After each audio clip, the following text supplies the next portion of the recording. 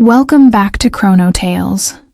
Tonight's story takes us beneath the floorboards, into the dark spaces where things that shouldn't exist wait in silence.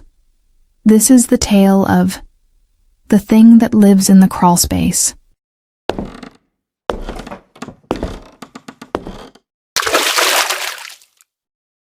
Some houses have basements, some have attics, but the worst houses have crawl spaces, shallow voids between the ground and the floor where nothing should live. But sometimes, something does.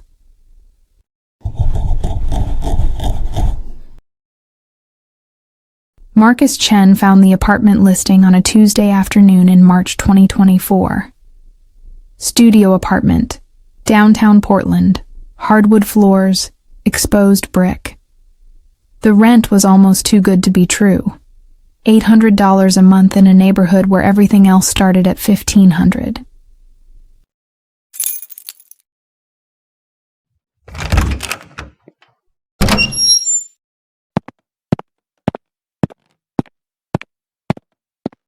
The landlord, Mrs. Kowalski, was a woman in her 70s who wore too much perfume and avoided eye contact when she spoke.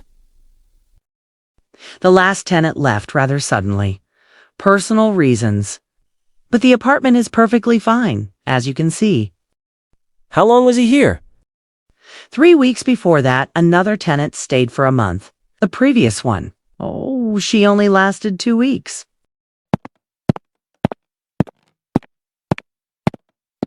Marcus noticed the slight tremor in Mrs. Kowalski's hands as she gave him the keys. He noticed how she stood only in the doorway, never venturing deeper into the apartment. He noticed these things, but he needed a place to live, and $800 was $800.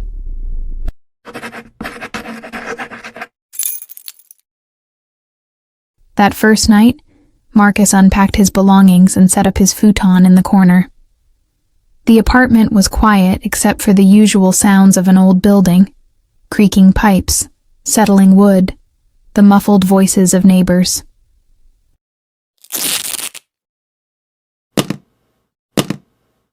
At 11:47 p.m., Marcus heard the first scratch. It came from directly beneath his futon, a slow, deliberate sound, like fingernails dragging across wood. Marcus sat up, listening. Probably just a rat. But the sound was too heavy for a rat, too purposeful. It moved in a pattern. 3 scratches to the left, pause, 3 scratches to the right, pause, over and over. Marcus grabbed his phone and turned on the flashlight. The hardwood floor looked normal. Old planks with gaps between them, just wide enough to let air circulate from the crawl space below.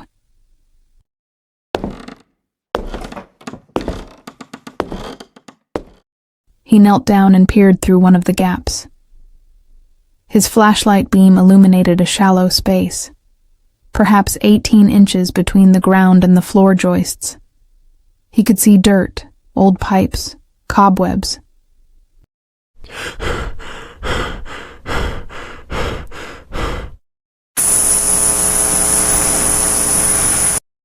And 2 eyes, reflecting his light like a cat's, staring back at him from the darkness.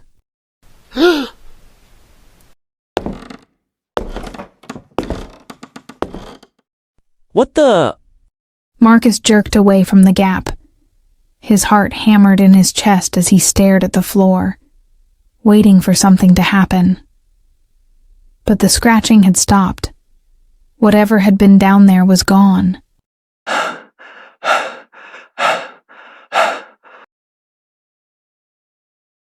Marcus didn't sleep that night. He sat with his back against the wall, watching the floor, waiting for the scratching to resume. It never did.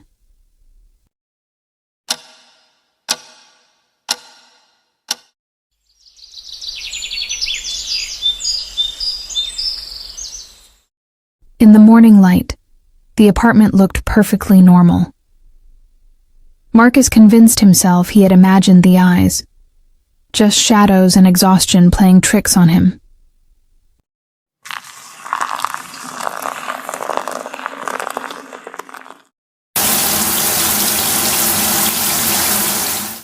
But that night, the scratching returned. Same time, 11:47 p.m. Same pattern, 3 left, pause, 3 right.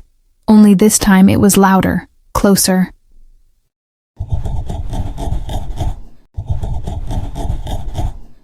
Marcus tried to ignore it, putting in earbuds and playing music. But he could still feel the vibrations through the floor.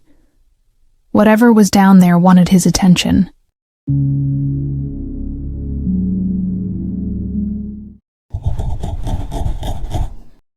On the third night, Marcus decided to investigate.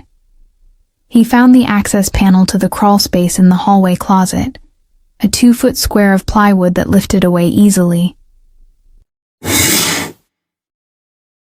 Hello? Is someone down there? Marcus shone his flashlight into the opening.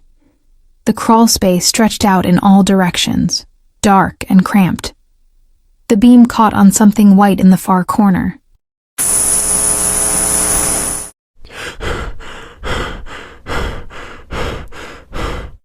It was a message written in the dirt, "Leave."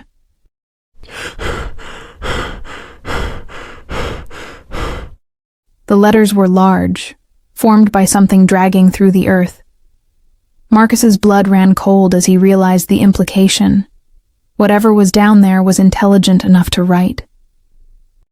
Who are you?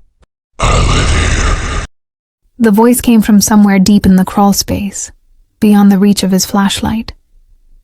It sounded wrong, like someone speaking through damaged vocal cords, or something mimicking human speech. Marcus slammed the panel shut and backed away. His hands trembled as he pushed a heavy box over the panel, as if that would keep whatever was down there from coming up.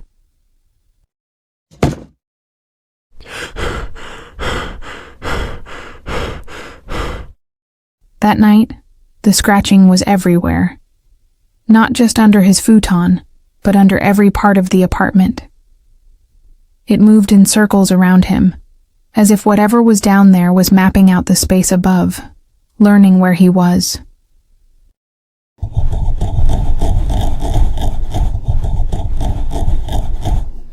Stop it. Just stop. The scratching stopped. But in the silence that followed, Marcus heard something worse. Breathing.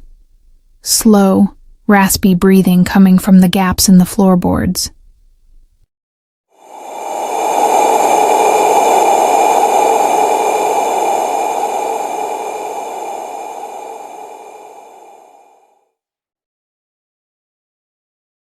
Marcus grabbed his laptop and researched the building's history. What he found made his stomach turn.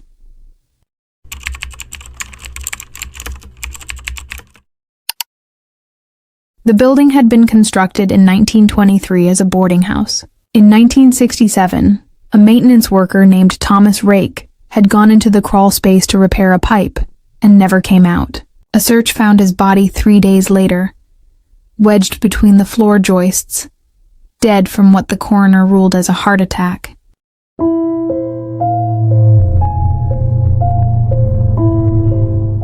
But the autopsy photos told a different story. Thomas Rake's fingernails had been worn down to bloody nubs, as if he'd been trying to claw his way through the wooden floor. Marcus called Mrs. Kowalski the next morning.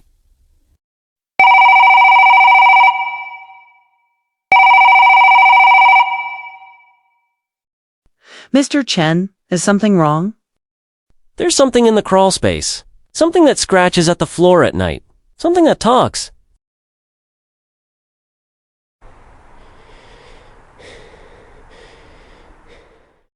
I was afraid of this. The others all said the same thing before they left. What is it? What's down there? Thomas Reich was my uncle, Mr. Chen. He went down there to fix a leak and something happened to him. My family has owned this building for 3 generations, and we've never been able to figure out what. We just know that it remains. Mrs. Kowalski told Marcus about the previous tenants, 17 in the last 5 years, none staying longer than 6 weeks. Some left quietly. Others had to be removed by police after claiming something from below was trying to pull them down through the floor. Why didn't you tell me this before I moved in? Would you have believed me? Would anyone? That night, Marcus made a decision. He couldn't afford to move, and he refused to be driven out by whatever was haunting the crawlspace. If it wanted a confrontation, he would give it one.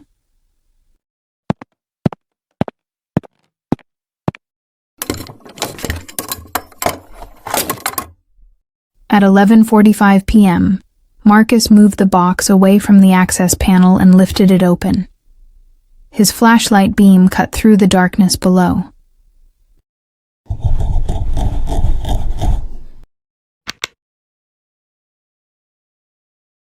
For a long moment, nothing happened. Then, from the darkness, came a sound that wasn't quite a voice and wasn't quite a growl. Thomas is gone. I remain. What are you? I was here before Thomas. I was here before the building. I was here when this was just earth and darkness. I will be here after everything else is gone. Something moved in the crawlspace, coming toward the opening. Marcus could see it now. A shape that didn't quite make sense to his eyes, like shadows given form and purpose.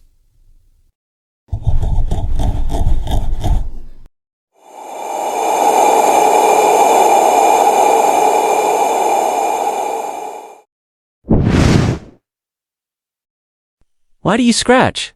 What do you want? I scratch because I remember. I remember having hands. I remember reaching up. I remember wanting to be free. In that moment, Marcus understood. Whatever this thing was, it had been trapped in the crawlspace for so long that it had forgotten what it once was. It scratched at the floor not out of malice, but out of a dim memory of trying to escape. What would it take for you to stop, to find peace? I don't remember. It's been so long. The darkness is all I know now.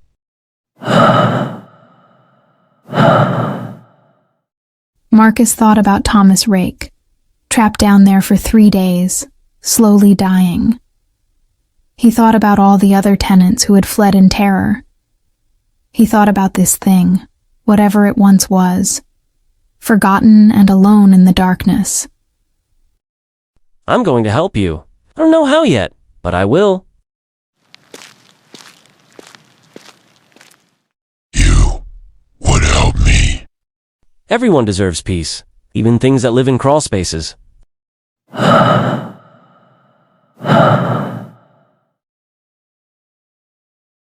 Marcus spent the next week researching. He consulted with historians, paranormal investigators, and even a priest. What he learned was that the land beneath the building had once been a burial ground, abandoned and forgotten when the city grew over it.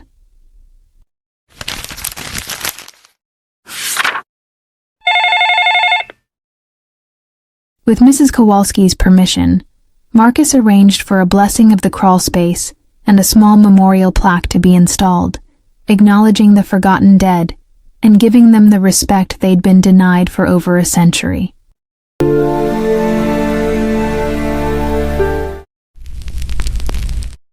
That night, at 11:47 p.m., Marcus waited for the scratching. But instead of the usual pattern, he heard something different, a gentle tapping, like a goodbye.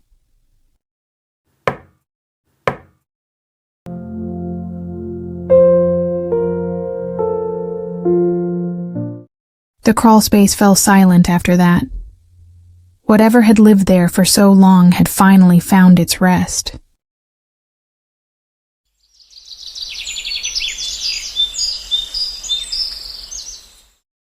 Marcus still lives in that apartment. Sometimes late at night, he thinks he hears the faintest scratch beneath the floor. But now it sounds less like a plea for help and more like a thank you. And that, dear listeners, is tonight's tale from Chrono Tales. Remember, sometimes the things that haunt us aren't evil. Sometimes they're just lost, waiting for someone brave enough to help them find their way home.